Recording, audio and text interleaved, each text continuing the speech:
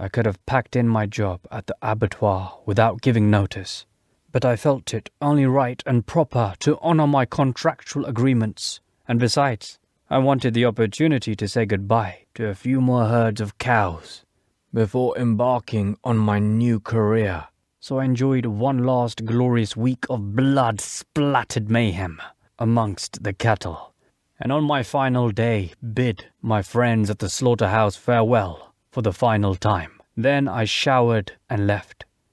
I took a small souvenir with me when I went. A bolt gun.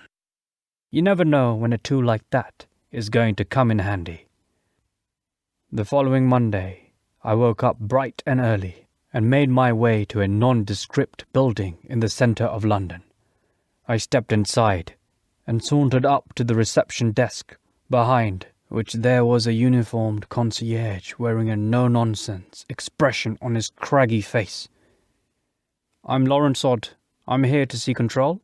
"Show me your identification," said the concierge. I produced my passport, driving license, birth certificate, a bank statement, NHS card, national insurance card, an electric bill, a gas bill, a council rates bill, a water rates bill, and my parents' marriage certificate. "Have you anything else?" I didn't think to bring anything else with me. "Then these will do, I suppose." He copied my documents, put them in a folder, carefully wrote out my name on a name tag, and handed the tag to me. "Stick this somewhere conspicuous." I pinned it to the breast pocket of my suit jacket. That seemed to satisfy him. "Now, go through that door over there, the one marked cleaning materials." I entered a room which from the outside appeared to be nothing more than a broom cupboard, and found myself in a large office equipped with 2 desks, an array of filing cabinets. At the far end of the office, there was a lift. One of the desks was occupied by someone I recognized, the effete young man who had been present during my interview. The other was taken by a young woman. The young man stood up and introduced himself for the first time. "I'm Alec," he said. "I'm Carp's secretary." He had an expression on his face that an undertaker would have envied. "Who's that?" I asked, indicating the young woman. "She's my secretary." The young woman stood up and smiled at me.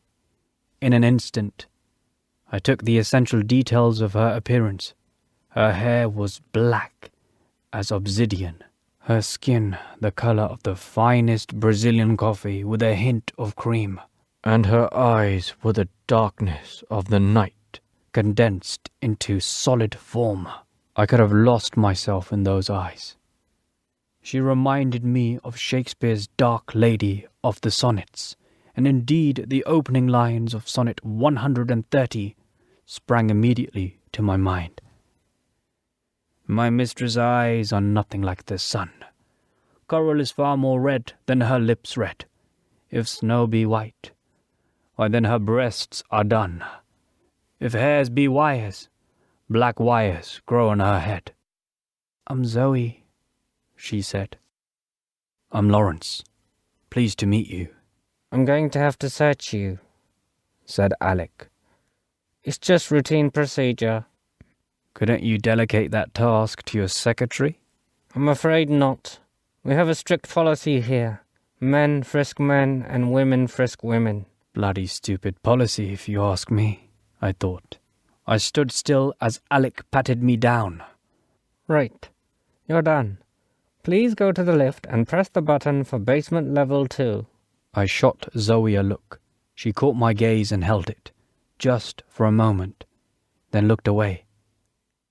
I instinctively liked her, and wondered if the feeling might be mutual.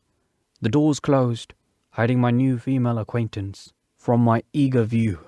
I pressed a button, and the lift descended to the basement, where it stopped with a jerk. When the doors opened, a man was waiting to meet me.